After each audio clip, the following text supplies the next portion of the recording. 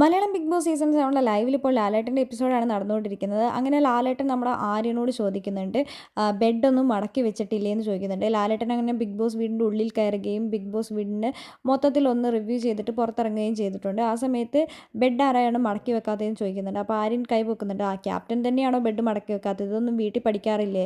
ഇതൊക്കെ ഇതൊന്നും ചെയ്യുന്നതിൽ ഒരു നാണക്കേടും വിചാരിക്കേണ്ട, ഇതൊക്കെ ഒരു സർവീസാണെന്നാണ് ലാലേട്ടൻ പറയുന്നത്.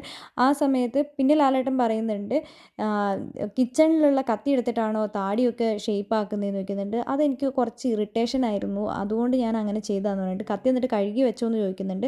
അത് കഴുകാതെയാണോ സമൂസയൊക്കെ മുറിച്ച് കൊടുത്തതെന്ന് ചോദിക്കുന്നുണ്ട്. എന്നൊക്കെ എല്ലാവരും ബാക്കിയുള്ളവരൊക്കെ പറയുന്നുണ്ട്. ആ സമയത്ത് നമ്മുടെ അനീഷ് കൈ പൊക്കുന്നുണ്ടായിരുന്നു. അപ്പോഴേക്കും അനീഷിന് എന്താ ഇത്ര മുട്ടി നിൽക്കുന്നത്, അന്ന് അനീഷ് അങ്ങോട്ട് പറ എന്ന് പറയുന്നുണ്ട്.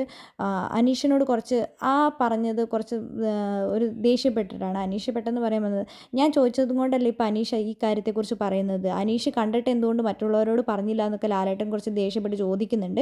അപ്പോൾ അനീഷ് സോറിയൊക്കെ പറയുന്നുണ്ട്. എന്താണെങ്കിലും ലാലേട്ടൻ കാണിച്ചത് നിങ്ങൾക്ക് ഇഷ്ടമായോ?